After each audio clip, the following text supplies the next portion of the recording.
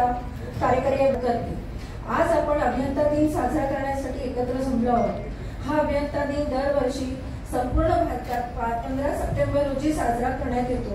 याची सुरुवात 1968 पासून महान आधुनिक भारताचे शिल्पकार भारतरत्न सर मोक्षगुंडम विश्वेश्वरय्या यांच्या जयंतीचे औचित्य साधून करण्यात येते।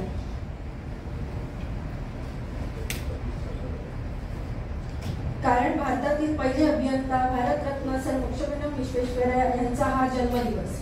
मोक्षगुंडम विश्वेश्वरय्या हे केवळ अभियंता नव्हते तर ते देशभक्तही होते। आजच्या दिवशी म्हणजेच 15 सप्टेंबर 1861 रोजी कर्नाटकातील कोलार जिल्ह्यातील मदनहल्ली या छोट्याशा गावात त्यांचा जन्म झाला। मोक्षगुंडम विश्वेश्वरय्या यांचे वडील विद्वान संस्कृत पंडित होते। घरची परिस्थिती हालाखीची होती तरीही त्यांनी विश्वेश्वरय्या यांच्या शिक्षणात खंड पडू दिला नाही। विश्वेश्वरय्या यांनीही गरिबीशी झुंज देत तालुक्यात एकटे राहून आपले शिक्षण अव्वल गुणांनी पूर्ण केले। शालेय शिक्षण पूर्ण झाल्यावर ते शिक्षणासाठी बंगळुरूला आले। तिथेही त्यांनी विशेष गुणवत्ता मिळवत BA केले। पदवीधर झाल्यावर त्यांना तांत्रिक शिक्षणाची आवड निर्माण झाली, पण तांत्रिक शिक्षण घेण्यासाठी पैसे नसल्याने त्यांनी म्हैसूरच्या राजाला विनंती केली।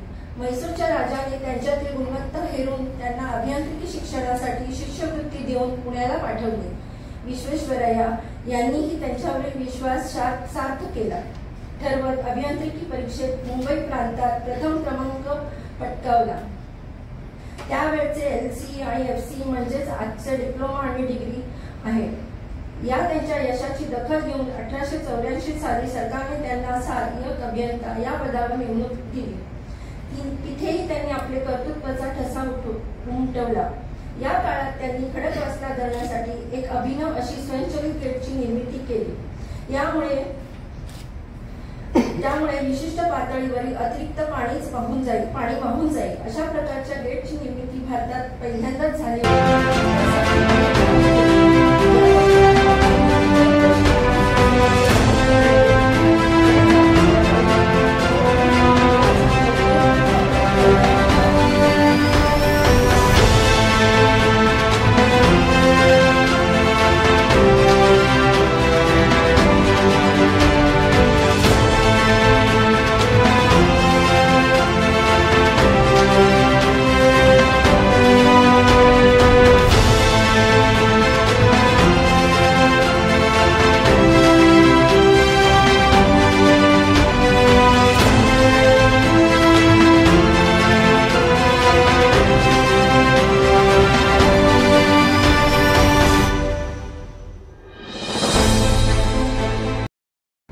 आपण आज ज्यांना व्याख्याता म्हणून बोलले आहेत ते प्रफुल्ल वानखेडे साहेब, अतिरिक्त आयुक्त श्री सुनील पवार सर, अतिरिक्त अभियंता अरविंद शिंदे साहेब।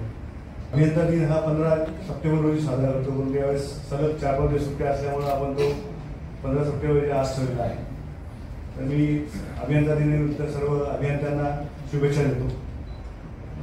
एलॉन मस्कचा एक कोट होता, अभियंत्या बाबतीतला कोट आहे, मी तुम्हाला वाचून दाखवतो।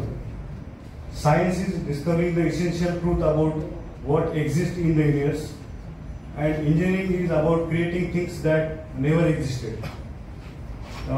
चांगला कोट म्हणून तुम्हाला वाचून दाखवतो। यावर्षी आपण इंजिनियर्स डेच्या निमित्ताने आपण जो काही संकल्प केलेला आहे तो इनोव्हेटिंग फॉर सस्टेनेबल फ्युचर्स, म्हणजे शाश्वत भविष्यासाठी नाविन्यपूर्ण करणे।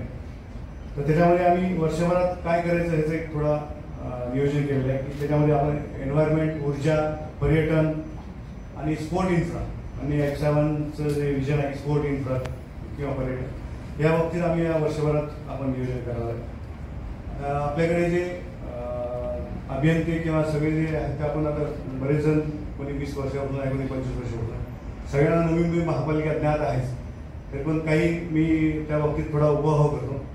नवी मुंबई महापालिकेची स्थापना 1 जानेवारी 1992 रोजी झाली। आज जवळपास आता 32 वर्षापेक्षा जास्त कालावधी झालेला आहे। ज्यावेळेस स्थापना झाली त्यावेळेस आपलं पॉप्युलेशन 3,18,000 होतं। आता पॉप्युलेशन साधारणतः 20 लाखाच्या आसपास गेलेलं आहे। म्हणजे पॉप्युलेशन ग्रोथ फार मोठ्या प्रमाणात झालेली आहे. आणि आता इथं पुढे UDCPR किंवा रिडेव्हलपमेंट जे येणार आहे, आपण जे काही एक्सपेक्टेड पॉप्युलेशन केलं होतं त्याच्यापेक्षा खूप जास्त प्रमाणात पॉप्युलेशन वाढणार. त्याच्यामुळे आता आपलं शहर जरी नियोजित असेल, आपण हे शहराचं शिल्पकार जे शिल्प होते त्यांनी बऱ्यापैकी इन्फ्रास्ट्रक्चर आपल्याला करून हँडओव्हर केलं होतं आणि ते आपण पुढं त्याच्यामध्ये बऱ्याच सुधारणा वगैरे केलेल्या आहेत. मी त्याच्यात पुढं त्याचा उल्लेख करेन. आपलं नवी मुंबई हे भारत देशातील नवीन जगातील उत्तम राहणीमान असलेल्या शहरामध्ये 21व्या शतकातील आधुनिक शहर म्हणून संबोधलं जातं. आपण सातत्याने स्वच्छता अभियानमध्ये पण भाग घेतो आणि गेल्या 5 वर्षामध्ये सातत्याने आपण पहिल्या 5 मध्ये आहेत. आपण आपल्यासाठी ही अभिमानाची गोष्ट आहे. तसेच आपल्या नवी मुंबईमध्ये MIDCचा पण खूप मोठा एरिया आहे, तो जो की आधी केमिकल झोन ओळखला जायचा. आता तो हळूहळू बदलत जाऊन तो आता IT हब किंवा डेटा सेंटर्स, आता परवा ज्वेलरी पार्कचं उद्घाटन झालं, असे बरेचसे त्याच्यामध्ये रिव्हॉल्युशन येत आहे. तेव्हा केमिकल हब कंपन्या जवळपास पुढच्या 10 वर्षात सगळ्या बंद होऊन हा IT हब बनूनच आपला नावाचा आहे. त्याच्यामुळे आपल्याला परत आपल्या इन्फ्रास्ट्रक्चरवर पण बऱ्यापैकी ताण येणार आहे. मागच्या वर्षीच आपला जो स्वच्छता अभियान झाला त्याच्यामध्ये जवळपास आपल्याला असं तिसरं आहे, पण परंतु आपल्याला दुसरं पारितोषिक मिळालं आहे. कारण आपण पहिल्या 2 याच्यावर पहिला नंबर जो होता तो विभागून दिला होता सुरत आणि इंदोरला, आणि आपल्याला डायरेक्ट 3रा नंबर दिला होता. आपल्याकडे त्या अनुषंगाने पण काही करण्यासाठी बऱ्याचशा अजून उपाययोजना करायच्या. त्याच्यात सरांच्या माध्यमातून आपण वेस्ट टू एनर्जी किंवा सोलर पार्क करणे, ह्या अशा 2-3 गोष्टी आहेत त्या आपण करणार आहोत. त्याच्यानंतर आपल्याला सिडकोकडनं जे काय प्लॉट्स मिळाले होते, आपलं शहर हे गार्डनचं शहर म्हणून ओळखलं जातं. आपल्याकडे जवळपास 235 पेक्षा जास्त गार्डन्स आहेत. त्याच्यामध्ये आपण ज्वेलअप नवी मुंबई, वंडर पार्क असेल, काही थीम पार्क केलेले आहेत, सेंट्रल पार्क आहे, प्लस 100च्या वर आपण हरित पट्टे डेव्हलप केलेले आहेत. असं आपल्याकडे बऱ्यापैकी चांगलं कामाचं नियोजन केलेलं आहे. त्याच्या गाड्या पूर्ण आपण हद्दपार करणार, त्याच्यामुळे पर्यावरण दृष्टीने आपल्याला ते पण फायदेशीर आहे. नंतर आपण गेल्या वर्षी 2 फॉगिंग मशीन घेतलेले आहेत. यावर्षी अजून आपण 3 फॉगिंग मशीनचे ऑर्डर्स देतो. त्याच्यामधनं पण आपण प्रदूषण कमी करण्यासाठी प्रयत्न करतो. नवी मुंबईमध्ये जे रस्ते आहेत साधारणतः 505 किलोमीटर रस्ते आहेत आणि MIDC मध्ये 136 किलोमीटर रस्ते आहेत. तर आपले 505 किलोमीटर रस्त्यामध्ये आणि MIDCच्या 136 मध्ये जवळपास आपण 200 किलोमीटर रस्त्याचं कॉन्क्रिटीकरण केलेलं आहे, जेणेकरून की खड्डे पडणार नाहीत किंवा लोकांना त्रास होणार नाही. त्याच्यानंतर चौक जे आहेत जवळपास 133 चौक आहेत, त्याच्यापैकी 79 चौकचं आपण कॉन्क्रिटीकरण केलेलं आहे आणि 17 चौकाचं आपलं काम प्रगतीपथावर आहे. तर या अनुषंगाने आपण मध्ये हायकोर्टामध्ये पण एक PI होतं की चौकात खड्डे पडू नये त्याची उपाययोजना करावी, आणि त्या दृष्टीने आपण गेल्या 3-4 वर्षापासून चौकातले कॉन्क्रिटीकरणाचं काम हाती घेतलं. त्याच्यानंतर दिवाबत्ती विषयी जर बोलायचं झालं तर आपण मागच्या 2 वर्षामध्ये जवळपास 42,000 LED दिवे आपण LED मध्ये रूपांतरित केले. त्या अनुषंगाने आपल्या जवळपास 1 कोटी युनिट इतकं वार्षिक बचत झालेली आहे आणि त्याच्यामध्ये 10 कोटी रुपयाचं आर्थिक बचत पण झाली. आपले जे प्रमुख वाक्य हे त्याच्यामध्ये एक्सपर्ट आहेत ऊर्जा ह्याच्यामध्ये, ते सांगतीलच ते. त्याच्यानंतर आपले जे उल्लेखनीय कामं झालेली आहेत त्याच्यामध्ये आपलं हे महापालिकेची बिल्डिंग ही तर अख्ख्या भारतामध्ये त्याचं नाव झालेलं आहे. आपण जर 1 जानेवारीला किंवा 31 डिसेंबरला बघितलं तर एवढी प्रचंड गर्दी असते आपण जे लाइटिंग करतो ते बघण्यासाठी. तसेच आपण डॉक्टर बाबासाहेब आंबेडकर स्मारक केलेलं आहे. त्याच्यानंतर वंडर पार्क पण आपण एकदम चांगल्या दर्जाचं केलेलं आहे. आता आमचं पुढच्या नियोजन पर्यटनमध्ये जे करायचं आहे त्याच्यामध्ये गौरीदेवाचं पर्यटन आणि ज्वेलमध्ये अजून काय चांगलं करता येईल हे सरांच्या मार्गदर्शनाखाली आपण करणार आहे. तसेच आपण NMUTला सोयी पूर्ण करण्यासाठी आपण 2 डेपोचं कमर्शियल डेव्हलपमेंट केलं, त्याच्यातनं पण बरंचसं उत्पन्न मिळण्याची अपेक्षा आहे. तसेच आपण यावर्षी लायब्ररीचं काम सुरू केलं सानपाड्यामध्ये. अत्याधुनिक अशी एक लायब्ररी होईल आपल्या इथे. मागच्या सामान्य काळात पण बऱ्याच ठिकाणी आपण झोपडपट्टी किंवा इतर ठिकाणी लायब्ररी सुरू करून दिल्या. त्याच्यातली एक विष्णुदासची एक अति उच्च दर्जाची लायब्ररी केलेली आहे. आंबेडकर स्मारकामध्ये पण एक चांगली लायब्ररी केलेली आहे.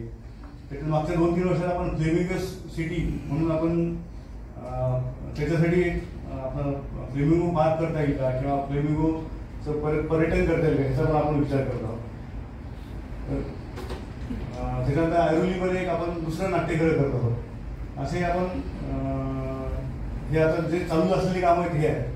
आणि मी सांगितल्याप्रमाणे आपण यावर्षीच्या ह्याच्यामध्ये आपण एक स्पोर्ट कॉम्प्लेक्ससाठी म्हणजे प्रत्येक वार्डामध्ये एक स्पोर्ट कॉम्प्लेक्स झालं पाहिजे असे सरांचे विचार आहेत. आपण त्या दृष्टीने पण आपण प्रयत्न करतो. हे मी आपण जे काही काम चालू आहे किंवा जे करायचं त्याचा उपयोग केलेला आहे. या क्षेत्रात हे इंजिनिअरिंगचं क्षेत्र IT हबकडे घेऊन चालू आहे. ऊर्जा निर्मिती आणि पारंपरिक ऊर्जा स्रोताचा उपाययोजना करून आपण आपल्या खर्चात पण बचत करणार आहोत. आज आपल्या सुदैवानं त्यांचं एक कौतुक वाटतं मला की अभियंत्याचं की प्रफुल्ल वानखेडे सरांना इथं बोलवलेलं आहे. त्यांचे ऊर्जा क्षेत्रात पण त्यांचं काम आहे. बाकीच्या संस्था कंपन्या पण त्यांच्या आहेत. पण त्यांनी जे पुस्तक लिहिलेलं आहे गोष्ट पैशा पाण्याची ही सगळ्यात महत्वाची आहे. कारण आता पैशा पाण्याची गोष्ट आणि पैसा कसा वाचवायचा आणि कमी किमतीत चांगल्या दर्जाचं काम कसं करायचं हे ते त्यांच्या भाषणात सांगतीलच. अभियंता दिना दिवशी अभियंत्यांचं कौतुक करणं तर हा एक भागच आहे. पण अभियंत्यांच्या पुढची जी आव्हान आहे त्या आव्हानावर मात करून आपण ह्या आपल्या देशाला किंवा आपल्या महाराष्ट्राला कसं उंचावर येईल यासाठी आपण प्रयत्न करावा एवढंच एक विनंतीचं आव्हान मी करतोय. आणि जसं हे मी आता मगाशी नावं सांगितली एक 10-11 इंजिनिअरांनी त्यांनी जसं आपल्या राज्याचं आपल्या देशाचं नाव जगामध्ये उंच केलं तशी माझी एक अपेक्षा आहे की आपल्या नवी मुंबईचे जे अभियंता आहेत त्यांनी पण असं एक वेगळं काम करून आपल्या नवी मुंबई शहराची मान आपल्या महाराष्ट्रात देशामध्ये एवढंच यावेळी बोलतो. आणि परत एकदा सर्व अभियंत्यांना शुभेच्छा देतो. मला थोडंसं ठाण्याला इलेक्शन खूप शुभेच्छा देतो. आज नवी मुंबई महानगरपालिकेमार्फत आपण हा अभियांत्रिकी दिनाचा कार्यक्रम साजरा करतो. सुनीलनी आधी सांगितलं की आपण गणपती विसर्जनाचे दिवस होते, गणेशोत्सव होता, सुट्टी तर होती परंतु गणेश विसर्जनाचा मला वाटतं 9वा दिवस त्या दिवस होता. आणि आपण त्या कर्तव्य म्हणून आपण जी भावना ठेवली आणि नंतर आपला हा जो उत्सव साजरा करण्यासाठी आपण आज वेळ घेतली. आजच्या कार्यक्रमासाठी विशेष प्रमुख वक्ते म्हणून आपल्याला प्रफुल्ल वानखेडेजी आलेले आहे. आपले शहर अभियंता श्री शरद वाडजी, अतिरिक्त शहर अभियंता सुनील आणि शिंदेजी, आपले additional commissioner Sunil Pawar, deputy commissioner. त्यांनी विचारलं की कोण आहे इथं खड्डे भरण्यासाठी. एक सत्या नावाचा मुलगा आहे. तो एक छोटा आपला कंत्राटदार म्हणून काम करतो. त्याने M60 काय आहे इथे तुमचे आपण काय म्हणतो आम्ही मास्टिक करतो पण त्याने M60 कसं वापरलं पाहिजे त्याने डेमॉन्स्ट्रेट केलं. तो खाली जागेवर उभा राहिला आणि त्याने ते सगळ्या रस्त्यावरचे खड्डे हे भरून दिले. मला आश्चर्य वाटलं की तिथे एक इंजिनियर नाही, PWDचे सेक्रेटरी इंजिनियर आहे ते त्यांचं नाही. आणि मुख्यमंत्री महोदय एका व्यक्ती जो आहे तो फील्डवर काम करतो, तो काय काय नवीन प्रयोग करतो आणि SMC इन्फ्रास्ट्रक्चरचे जे नेता आणि ते यांना घेऊन आपण ते त्यांनी M60 कॉन्क्रीट आपण केले पाहिजे. तिथे तिथे मोठ्या प्रमाणात खड्डे पडतात आणि रस्ते मोटरेबल राहिले पाहिजे. पण विचार करायला येतो की हे तंत्रज्ञान हे माझ्या अभियंत्याला का सुचलं. आज आपल्याकडे सुद्धा मी वारंवार आपल्याला म्हणतो की आपण कॉन्क्रीट करतो. 179 आपले जे चौक आहे त्याचं कॉन्क्रिटीकरणाचे काम आपण आता सुरू केलं. आणि मग आपल्याला पहिली बातम्या पेपरने आपले मथळे भरले की कॉन्क्रीटचा दर्जा चांगला नाही, लोक घसरून पडतात, रस्त्यावर खड्डे पडले. असं का होतं तर हेही आपल्याला बदललं पाहिजे. जोपर्यंत आपल्यामध्ये आपल्या व्यवस्थेचा कामाचा दर्जा उंचावणार नाही तोपर्यंत आपल्याला समाजामध्ये मान्यता मिळणार नाही. आपण ज्ञान काय घेतलं त्याचं अप्लिकेशन कसं केलं हे सगळ्यात महत्वाचं आहे. तुम्ही डिग्री होल्डर आहात, डिप्लोमा होल्डर आहात, तुम्ही M.Tech आहात, तुम्ही PhD होल्डर आहात, कोणीही विचारत नाही. Performance matters. आणि हा परफॉर्मन्स जो आहे तो व्हिज्युअल आहे. जो व्हिज्युअलाइज होतो जे दिसतं त्याच्यावरून लोक आपली तुलना करतात. तर माझी अपेक्षा आहे की आपण याच्यामध्ये स्वतःमध्ये बदल घडून आणले पाहिजे. नवीन अनेक गोष्टी आपल्याला करायच्या जसं स्पोर्ट्स इन्फ्रास्ट्रक्चर आपण कमी स्पोर्ट्स इन्फ्रास्ट्रक्चर आपण बघतो. वेळ आणि पैसा व्यर्थ दवडू नका. मी आपल्याला पण सांगणार म्हणजे आपण अभियंत्यांनी सुद्धा आपली जी काय शक्ती आहे तिचा आपल्याला वापर करायला महानगरपालिका एक माध्यम मिळालं, बरोबर आहे. ह्या माध्यमाचा तुम्ही म्हणजे हे करू नका, ही संधी दवडू नका. ही जी काय संधी आपल्याला मिळाली ह्या संधीचं सोनं करा. आणि महानगरपालिकेमध्ये पैसा तर महानगरपालिकेने मागितला, आपण बजेट केलं, तेवढ्या बजेटनुसार पैसे खर्च होतात. कुठे असं नसतं की पैसे नाही. आज जर मी 2 दिवसापूर्वी आपण डॉक्टर बाबासाहेब आंबेडकरांचं जे स्मारक आपण केलं तिथे गेल्यानंतर आपल्याला बऱ्याच गोष्टी तिथे बदल गळती व्हायला लागली. 2 वर्षामध्ये गळती व्हायला लागली. का होतं असं? कॉन्ट्रॅक्टरने काम चुकीचं केलं का? पैसा कमी खर्च झाला का? वर्कमनशिप कमी राहिली का? आपल्याला त्याच्यामध्ये संशोधन केलं पाहिजे. फक्त चौकशा करणे हे आमचं काम नाही. चौकशा करण्यासाठी आम्ही इथे आलो पण नाही, बरोबर का नाही. आम्हाला दर्जेदार सुविधा आपण नागरिकांना दिल्या पाहिजे. जे काय आपण इथे उभं करणारे इन्फ्रास्ट्रक्चर आहे त्याचं दर्जेदार असलं पाहिजे आणि त्याच्याकडे चांगल्या सुधारणा करण्यासाठी काय उपाययोजना केल्या पाहिजे ते आपल्याकडे सगळ्यांनी जास्त काम केलं पाहिजे. In the mind and the second time in the real world. त्यामुळे आपलं जे काम आहे कामामध्ये जर आपल्याला यश संपादन करायचं असेल तर आपल्या मनामध्ये ती संकल्पना सगळ्यात अगोदर रुजवली पाहिजे. ती संकल्पना पुढे कागदावरची संकल्पना खाली फील्डवर घेऊन ती आपल्याला इम्प्लिमेंट केली पाहिजे. तरच त्याच्यामध्ये आपल्याला यश आहे आणि हे यश आपल्या हातात आहे. कशा पद्धतीने ते आत्मसात करायचं ते आपण सर्वांनी त्याच्याकडे बघितलं पाहिजे. आणि कोंडेंचे आई सावित्री एक कोंडेंच्या पण एक कविता आहे आणि त्याच्यामध्ये ते म्हणतात, बाई सावित्री तू लेख तालेवरची सोबतीने ज्योतिबाची किंकी श्री मुक्तीची मूर्ती आत्मजातीची. बाई सावित्री तू उगवलीस तेव्हा सगळीकडे भरून राहिला होता मिट्ट काळव. बायांच्या पायात होते परंपरेचे सोनेरी साखळदंड. आज्ञातल्या सुखाचा जाणूनही न जाणवणारा म्हणतात कै. बाई सावित्री ज्योतिबाचा माळा फुलवता फुलवता तू जमिनीच्या पाठीवर गिरवत राहिली साक्षात अक्षर हवा. जणू देवी सरस्वती तुझ्या हातात उतरली. बाई सरस्वती नामक एका स्त्रीलाच विद्येची देवता मानणारे तथाकथित धर्म मार्तंड मात्र तुझ्या शिक्षण वेडाने झपाटले. स्त्री म्हणजे पुरुषाच्या दावणीला बांधलेली गरीब काय. तू परंपरेला चांगलीच शिंग दाखवलीस. बाई सावित्री तू ज्योतिबाची ज्योत झालीस. क्रांतीचा स्रोत झालीस. अन्याय अज्ञानाचा अंधार संपविणारा प्रकाशात झोत झालीस. बाई सावित्री तू स्वतः तर शिकलीस शिवाय तुझ्यासारख्या अनेकांना शिक्षित करण्याचा वसा घेतलास. कोणी दगड मारले कोणी शेण फेकले तरी तू चालत राहिली स्वतःची पाळवा. बाई सावित्री तुझ्या पावलावर पाऊल टाकून स्त्री वैमानिक होऊन आकाशात भराऱ्या मारू लागली. पाणबुडी घेऊन समुद्राचा तळ शोध लागली. पुरुषांच्या खांद्याला खांदा लावून तू उभी ठाकली आयुष्याच्या प्रवासात. बाई सावित्री तू झालीस बाईपणाचा अभिमान. तू दिलास बाईपणाला सन्मान. खरंच बायांना नवा जन्म देऊन तू साऱ्यांची झाली आईच. हा झाली आई झालीस ही एक छोटी कविता आहे, पण त्याच्यामधला जर आपण सार बघितला की तुम्ही एवढे काबाड कष्ट उभं करून एका स्त्रीच्या जीवनामध्ये बदल घडवून आणला. एक सर्वसामान्य स्त्री. आपण कुणालाही सर्वसामान्य मानायचं नाही. आपण सर्व इंजिनियर आहात. आपण हा एवढा मोठा बदल सावित्री सारखा इथे सुद्धा घडू शकतात एवढीच आपण प्रेरणा या कवितेतून घेतली पाहिजे. आणि सर्वांना पुन्हा मी खूप खूप शुभेच्छा देतो अभियांत्रिकी दिनाच्या. प्रफुल्लजींना पुढे आपल्याला ऐकायचं आहे त्यांचं संशोधन. या सर्वांचं या कार्यक्रमासाठी मी हार्दिक स्वागत करतो. सर्व अभियंत्यांना अभियंता दिनाच्या शुभेच्छा देतो. आजच्या अभियंता दिनाच्या निमित्तानं आपल्याला प्रमुख वक्ते म्हणून लाभलेले आहेत श्री प्रफुल्ल वानखेडे सर, जे स्वतः एक उद्योजक व लेखक आहेत, तसेच ते इंजिनियर सुद्धा आहेत. आणि त्याच्यानंतर मला कळलं त्याचा जेव्हा इंग्रजी अर्थ कळला तेव्हा मला कळलं आकृतीबंध काय असते. सो हे खरं तर शोकांतिक आहे.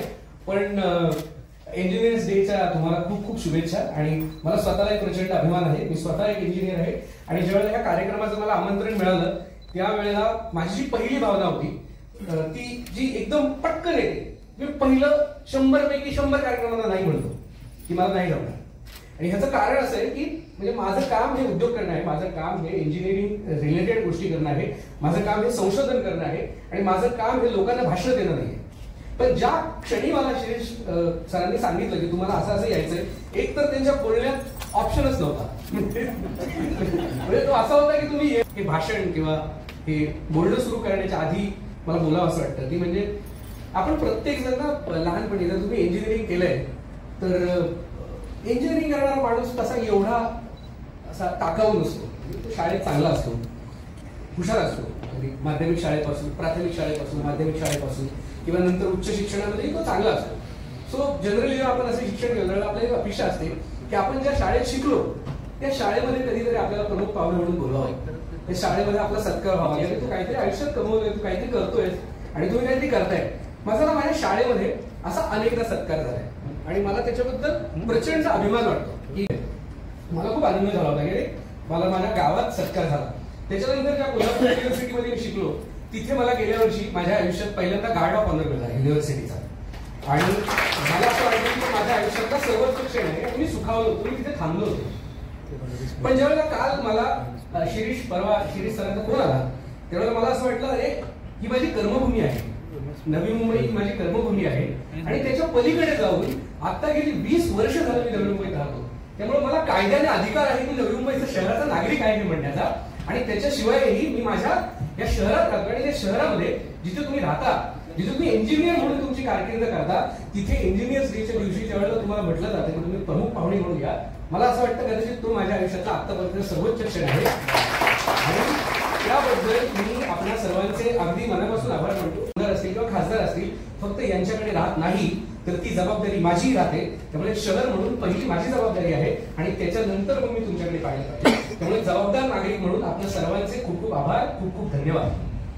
नंतर त्यावेळेला मला आयुष्यात असा प्रसंग आला की आता मला कुठेतरी सेटल व्हायचंय आणि साधारण 2004च्या आजूबाजूला मी राहायचंय कुठेतरी जाऊ मुंबईमध्ये. ह्याचं कारण फार स्पष्ट परिस्थिती नव्हती आणि त्यामुळे मला कुठेतरी बाजूला पाहायचं होतं, मन तयार होत नव्हतं कारण मला मुंबई सोडायचं, सेकंड होम आहे असं. पण नवी मुंबईमध्ये मला हे प्रकर्षाने जाणवतं. हे मी अजिबात तुम्हाला काहीतरी बरं वाटावं वगैरे म्हणून बोलत नाही.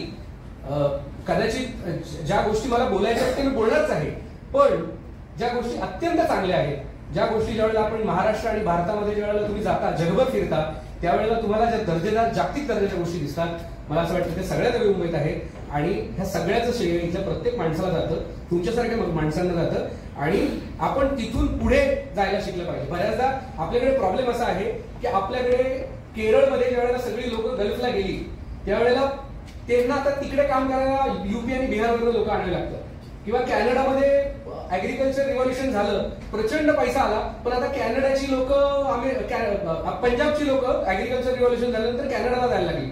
अनेक तेलंगणा, आंध्र प्रदेशची लोक वेगवेगळ्या US आणि सिंगापूरमध्ये जायला लागली. प्रॉब्लेम काय होतो, आपल्याकडे संपन्नता आली की काय करायचं हे कळत नाही. तसं नवी मुंबईमध्ये मला जसं आता सर म्हणाले तेव्हा खूप पटलं की आपल्याकडे शिक्षण आलं, शिक्षणामुळे ज्ञान मिळालं, ज्ञानामुळे रोजगार मिळाला, आपलं पोट भरलं, आता विषय मिटला. संपन्नता आली की त्याच्या पुढे काय करायचं, इथं खरं मानवी जीवन सुरू होतं आणि मला असं वाटतं नवी मुंबईची अवस्था ही तिथं पोहोचलेली आहे. आपल्याकडे संपन्नता आहे, आपल्याला हे कळलं पाहिजे की आता मला नक्की आनंद कशात मिळवायचा आहे आणि त्याची एकदा सुरुवात झाली की मला वाटतं गोष्ट फार सोपी होईल.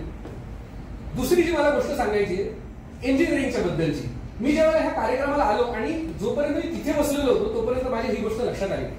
ज्या क्षणाला मी इथून वर आलो सर त्यावेळेला मला वाटतं की मेकॅनिकल इंजिनिअरिंगच्या वर्गातच आलो किंवा सिव्हिल इंजिनिअरिंग. त्या मॅडम हसल्या तर मी कळलं काय झालं मॅडम, मुली नसतात सर, नसतात मेकॅनिकलला, इलेक्ट्रिकल सर. तसंच येऊ आपल्याकडे वाईट हे बदलायला पाहिजे. आता सावित्रीबाईंची कविता वाचून दाखवली ना आपण. सर माझी विनंती आहे की इथे इंजिनिअरिंग मध्ये जास्तीत जास्त महिलांचा स्टाफ असायला हवी, ज्या शहरामध्ये सर्वाधिक काळ आहे. मला खरोखर असं वाटलं की अरे हे मेकॅनिकल क्लासमध्ये आलं आणि इंजिनिअरिंगची सुरुवातच ती झाली. सर आमच्याकडे इंजिनिअरिंग फार गमती असतात, म्हणजे लोकांना इंजिनियर म्हणजे फार हुशार वाटतं. म्हणजे मी असं तुम्हाला ज्ञान वगैरे फार काय देऊ नाही शकत कारण मी इंजिनियर आहे. मला असं कळतं की मी इंजिनिअरिंगला कसा गेलो तर ज्यावेळेला मला विषय मांडायचा होता त्यावेळेला मी म्हटलं अरे पण मी खरं इंजिनिअरिंग कसं केलं ते सांगू ना, मी कशाला खोटं बोलू. मी दिवस रात्र अभ्यास केला, संघर्ष, जिद्द, चिकाटी आणि हुशार मुलगा, खूप हुशार मुलगा. मग सगळे शिक्षक, मुख्याध्यापक, आजूबाजूचे लोक सगळे नाव द्यायचे. सो हॉस्टेलला राहिलो. हॉस्टेलला गेल्यानंतर म्हणजे घरून बरं त्याची आई त्याला लाडू, करंजा हे ते करून द्यायचं. तो 6-6 महिने चोरून ठेवायचा. त्याला ते भुगा लागला ते लपवून ठेवायचं पण एकटाच खायचं, कोणाला द्यायचं नाही. आणि आम्ही सगळं काय आणलं की आमचं कळेपर्यंत बाहेर येईपर्यंत संपलेलं आहे. म्हणजे आमचा हा प्रकार असा होता सगळ्या इंजिनिअरिंगचा. आणि हे इंजिनिअरिंग असंच होतं. पहिली वर्ष 2 वर्ष तर हे कळायला गेले तर आपण स्वतंत्र झालो. म्हणजे इतक्या शिट्या मारल्यात मी इंजिनिअरिंगच्या. आणि मग नंतर त्यावेळेला शिक्षक विचारायचे पिवळी का झाली रे शीट तुझी, तर शिक्षकांनी पण तेच केलेलं असायचं. पण आपण त्यांना कारण देतो नाही सर ते झालं असेल असं काही. सो हे इंजिनिअरिंगचा प्रवास पहिली वर्ष 2 वर्ष इतका मजेशीर होता.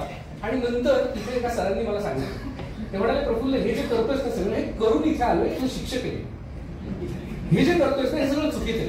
काही गोष्टींची अनेक वाईट जाणीव झाली. म्हणजे आमच्याकडे इंजिनिअरिंगला सगळ्यात भयंकर स्वातंत्र्याचा उपयोग काय असेल त्याची खूप फेमस स्टोरी होती. मला माहिती नाही तुमच्यापैकी किती जणांनी ऐकली ती स्टोरी, पण मला असं वाटतं की इंजिनिअरिंगच्या प्रत्येक मुलानं तो पुढे आयुष्यात अनुभव घेतलेला असतो. ती स्टोरी अशी होती, एक बिबट्या असतो. तो बिबट्या मस्त एका जंगलामध्ये त्याच्या सिगारेट पीत बसलेला असतो. सिगारेट अशी पेटवलेली असते, सिगारेट सिलगवलेली असते, सिगारेट पीत. इंजिनिअरिंग म्हणजे मग सिगारेट म्हणजे एक इट्स कंपल्सरी थिंग.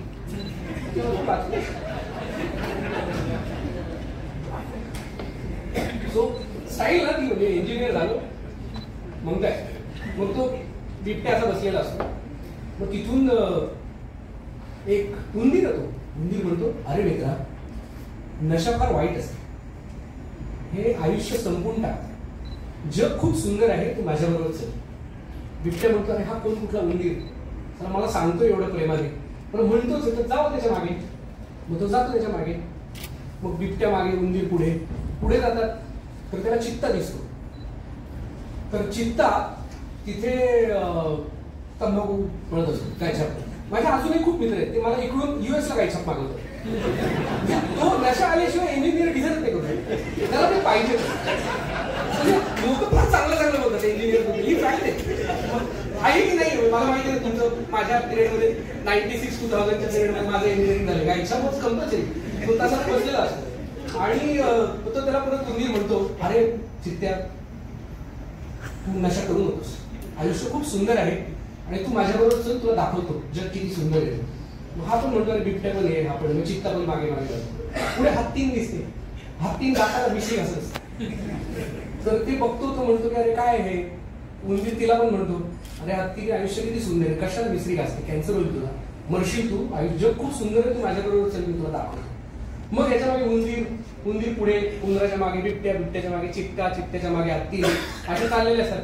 मस्त एका खडकावरती एक वाघ बसलेला असतो, त्याला मस्त टेक बनवलेला असतो, ऑन द रॉक्स टाकणार असतो. तर उंदीर जातो, हे सगळे तिथे असतात, हा टाकणार घेणार. तेवढ्यात त्याला उंदीर म्हणतो अरे राजा तू जंगलाचा राजा आहेस, आयुष्य इतकं सुंदर आहे, तू कशाला ही नशा करतोस, कशाला संपून जातोस, जर तुला मी दाखवतो जग किती सुंदर आहे.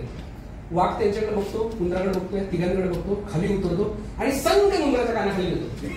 तुझे तिघे जर म्हणतो का मारतो त्याला, तू चांगलं सांगतो ना, आम्ही पण बघ सोडून दिलं त्याच्या मागे आलोय. अरे म्हणजे ह्याचं साल्याचं काय ऐकतं म्हणे, 3 वेळा जंगल फिरून आलोय, हे असाच ते त्याने भांग पिली की असं म्हणतो ते. आमच्या 3 वेळा आमच्या इंजिनिअरिंगला हे सगळं लोक सांगत नाही तो, हे लोक. आणि मग कळालं, मग ह्याच्यात आमच्यातला जो वाघ होता तो अजूनही कधी कधी वाघ आहे बसलेला असतो, जो सिगारेट पितो तो बसलेला असतो. मग त्याच्यात अचानक आमच्यात असतो, तो आता बिचारा काहीतरी मेडिकल वगैरे करतो, काहीतरी डॉक्टरच्या कडे जातो हॉस्पिटलमध्ये कामाला. काही जण खूप चांगले अधिकारी झाले, काही जण सॉफ्टवेअरमध्ये गेले, काही जण अत्यंत चांगले दर्जेदार शिक्षक झाले, काही जण आयुष्यामध्ये सोडून गेले. हेच म्हणजे ज्यांनी खरंच नशा सोडली नाही, ते काही जण नशा सोडून जग सोडून गेले. म्हणजे याचं उदात्तीकरण नाहीये, ज्यांना खरंच ते पटलं नाही ते अनेक जण जग सोडून गेले. आणि त्यावेळेला आपल्याला हे कळत नाहीत गोष्टी, कारण आपल्याकडे पैसा आलेला असतो, आपलं पोट भरत असतं आणि आपण त्याच्यानंतर सुसाट सुटतो. मला वाटतं इंजिनियर काय असतं, तर या ज्या गोष्टी असतात या इंजिनिअरिंग असतात. मग त्याच्यानंतर कुठेतरी नोकरीला लागलो. नोकरीला लागल्यानंतर मला कम्प्युटर जमायचं चांगलं. आमच्या काळात कम्प्युटरचं, माझं इलेक्ट्रिकल इंजिनिअरिंग झालं, त्याच्यानंतर मला कम्प्युटर खूप चांगला जमायचं. मी सगळ्यांना एक्सेल शीटवरती, मी बॉयलर्स मध्ये काम करायला होतो, तर मी ॲज-बिल्ट ड्रॉइंग बनवतो. तुमच्याकडे मेजरमेंट शीट असतील ना, काम झाल्यानंतर किती रस्त्याचं काम झालं, किती इमारतीचं काम झालं, तुम्ही मेजरमेंट शीट करतो. तशा आम्ही बॉयलरच्या मेजरमेंट शीट करायचो. तर त्यावेळेला मी काय करतो, जुन्या फाईल्स काढायचो सगळ्या, आणि जुन्या फाईल काढून एक्सेल शीट मध्ये टाकल्या, आणि त्याच्यानंतर 5 टनाचा बॉयलर आला की अंतर काही असो, इकडे कॉपी पेस्ट मारून माझी फाईल तयार. मी अख्ख्या कंपनीत फेमस झालो होतो की हा फार प्रचंड एफिशियंट पोरगा आहे, फारच हुशार आहे, आणि मला खूप म्हणजे मला कंपनीच्या चेअरमॅनने त्यावेळेला बोलवून माझी पाठ वगैरे थोपटली आणि मला सांगितलं अरे तू खूप हुशार आहे. मलाही वाटलं मी खूप हुशार आहे. त्याच्यानंतर एक दिवस खरं ऍक्च्युअल मेजरमेंट झाल्या बॉयलरच्या, सगळं चुकलेलं. कारण मी कॉपी पेस्ट मारलं होतं सगळं ते बघून जुन्या बॉयलरच्या. आपण हे करतो का त्याचा कन्सल्टंटने सांगितलं, आपण मारलं, बिल अप्रूव्ह झाली, नंतर कळलं रस्ताच नाही. आपण करून टाकलं असतं. त्याच्यानंतर मला आमचे शिंदे साहेब भेटले, माझे इमिडिएट बॉस. त्यांनी मला सांगितलं प्रफुल्ल तू हुशार आहेस, तुझा प्रॉब्लेम असेल तू जास्त हुशार आहेस. हुशार हा तुझा प्रॉब्लेम नाही. म्हणजे काय आहे, तू आतापर्यंत फक्त एक कॉपी पेस्ट मारतोस. म्हणजे जिट्या मारलं नाही इंजिनिअरिंगला कुठला हो सर मारलं. म्हणजे हे जे नाही जिट्याचा प्रकार आहे, तुला कधी आयुष्यात कळणार नाही तू काय करतोस. त्यांनी मला अर्धा एक तास सांगितलं. म्हणजे प्रफुल्ल क्रिएटिव्हिटी असते ना तो इंजिनियर असतो. तुला नवनिर्मिती जमली पाहिजे तो इंजिनियर असतो. तुझ्या मशीनमध्ये जशा माणसामध्ये जशा भावना असतात ना तशा भावना असल्या पाहिजे तो इंजिनियर असतो. तुला गोष्टी जिवंत करता आल्या पाहिजे तो इंजिनियर असतो. आणि ते मला तासभर इतकं चांगलं शिकवलं, इतकं चांगलं समजावलं, तुम्ही बिलीव्ह नाही करणार. माझ्या आयुष्यात पहिल्यांदा माझी चूक उमजून जो मी ढसा रडलो होतं ती आयुष्यातली ती पहिली वेळ होती जेव्हा मला कळलं की माझा जन्म कॉपी पेस्टसाठी नाही झालाय. माझा जन्म कुठल्या तरी कॉन्ट्रॅक्टरला खुश करण्यासाठी त्याचं मेजरमेंट तशा आहेत म्हणून मी माझ्या कॉपी पेस्ट करून नाही देणार. मी स्वतः पाहणार की मी काय करतो म्हणून. आमच्याकडे आजही खाजगी क्षेत्रामध्ये सर ज्या वेळेला एक साईट इंजिनियर असतो त्याने 100% मेजरमेंट करायचे असतात. आमचा जो प्रोजेक्ट मॅनेजर असतो त्याने त्यातल्या 50% करायचे. सिनियर मॅनेजर किंवा जनरल मॅनेजरने 25% करायचे असतात आणि पुढच्या 5-10% ह्या तो जो हेड असतो त्याने जाऊन करायचा असतात. आणि ती एसओपी माझ्या कंपनीत आजही फॉलो होते. ती जर का होत नसेल तर मग तिथे तुमच्या सिस्टमचा प्रॉब्लेम चालू होतो. इथे मी मुद्दा भ्रष्टाचाराचा बोलत नाही. इथे मुद्दा मी माझ्या स्वतःच्या जिवंत असण्याचा बोलतोय. माझ्या स्वतःचं जर जिवंतपण असेल तर मी ह्या गोष्टी टाळल्या पाहिजे. माझा तो दिवस आहे आणि आजचा दिवस आहे. मी कधीही कॉपी पेस्ट करत नाही. मला फार अभिमान वाटतो आज आमच्या नावावरती 4 पेटंट कशामुळे झाले, कारण ती नवनिर्मिती आहे, ती इंजिनियर असण्याचा आणि ती जिवंत असण्याची पहिली निशाणी. त्यामुळे आपल्यातल्या प्रत्येकाने जर का इंजिनियर व्हायचंय ना तर तो नाद आपल्याला लागला पाहिजे की मला काहीतरी नवीन घडवायचंय, मला काहीतरी नवीन करायचंय. तिथून पुढे करत आपल्या इंजिनिअरिंगचा प्रवास सुरू होतो. सो माझं इंजिनिअरिंगचं स्वातंत्र्य जे मला तिथून घरून बाहेर मिळाल्यानंतर पडल्यानंतर मिळालं इंजिनिअरिंगला, ज्याचा वापर नंतर हा सगळा माझ्या आयुष्याची मजा करण्यासाठी आनंद उपभोगण्यासाठी मी घेतला, तो मिळाला. आणि नंतर फार वेगवेगळ्या प्रकारे शिकत गेलो. अनेक देश पाहिले. भारत देश तर मला वाटतं एकही राज्य असं नसेल जिथे आम्ही गेलो नाही किंवा महाराष्ट्रातला कोणताही जिल्हा राहिला नसेल. मला दिसलं काय त्याच्यातून जेव्हा गेलो त्या वेळेला तुम्ही पहा आपल्याकडे प्रचंड मोठ्या प्रमाणात प्रगती झाली, सगळीकडे प्रगती झाली. आणि किती झाली तर त्याचं लिमिट नाही. मध्ये पु ल देशपांडेंचं एक भाषण आहे युट्यूबवरती, त्यावेळेला त्याला बरं करायचं काम असतं. शारीरिक दृष्ट्या त्याला किती जास्तीत जास्त त्याला लवकरात लवकर बरं करता येईल याच्यासाठी संशोधन करतात, त्या पद्धतीचे इंजेक्शन देतात किंवा त्या पद्धतीची औषधं गोळ्या, ते त्या बरं झालेल्या पेशंटला किंवा चांगल्या सुदृढ असलेल्या माणसाला जास्तीत जास्त आरामदायी, जास्तीत जास्त